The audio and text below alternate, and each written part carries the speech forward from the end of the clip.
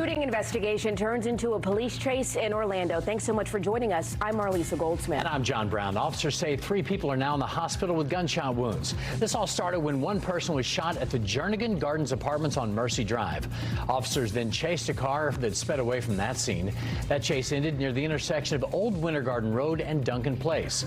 We have live team coverage from both scenes today. We begin with Fox 35's Connor Hansen, who is live at the apartment complex. So, Connor, what have you learned at this point?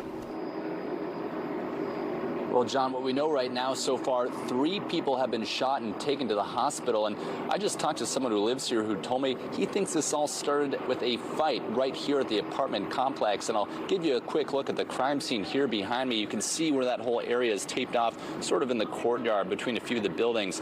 One of the things really concerning when you look at the middle of it, there is an officer walking by, but there's what looks like a red children's bicycle.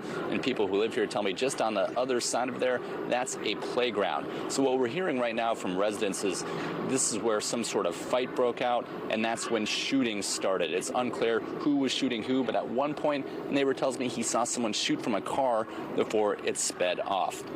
Now, police say officers were able to get a description of that vehicle, and that started a police chase. That went all the way to Duncan Place and Winter Garden Road. 3 people from that car were taken into custody.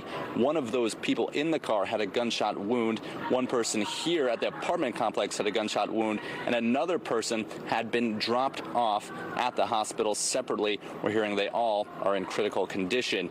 Now, as you can see, detectives are still investigating here at the scene. Still plenty of people who live around here are gathered around the area.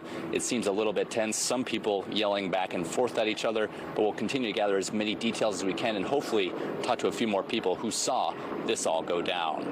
Reporting live in Orlando, Connor Hansen, Fox 35 News.